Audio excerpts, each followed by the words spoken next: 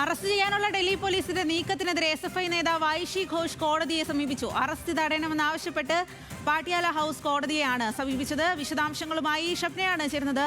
ഷബ്ന, എന്തായാലും ഈ സമാന വിഷയത്തിൽ ഇന്ന് ലോക്സഭയും രാജ്യസഭയും ഒക്കെ പ്രക്ഷുബ്ധമാണ്. അതിന് പിന്നാലെ ഇപ്പോൾ സുപ്രീം കോടതിയിലും ഇക്കാര്യം ശ്രദ്ധയിൽപ്പെടുത്തിയിരിക്കുകയാണ്. എങ്ങനെയാണ് ഇപ്പോൾ കോടതിയെ സമീപിച്ചിരിക്കുന്നത് ഐഷി ഘോഷ്?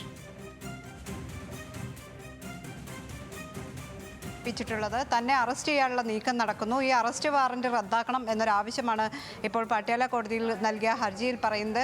ഈ ഹർജി അടിയന്തരമായി പരിഗണിക്കണം എന്നും ആവശ്യപ്പെട്ടിട്ടുണ്ട്.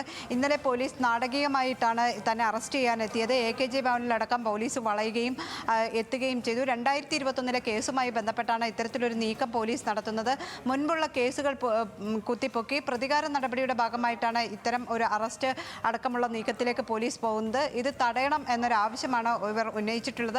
ഇപ്പോൾ CJPയുടെ സമരത്തിൽ പങ്കെടുക്കുകയും ഈ സമരത്തിൽ നേതൃത്വം വഹിക്കുകയും ഒക്കെ ചെയ്തതിൻ്റെ പ്രതികാര നടപടിയുടെ ഭാഗമായിട്ടാണ് പഴയ കേസിൻ്റെ പേരിൽ തന്നെ അറസ്റ്റ് ചെയ്യാനുള്ള നീക്കം നടക്കുന്നത്.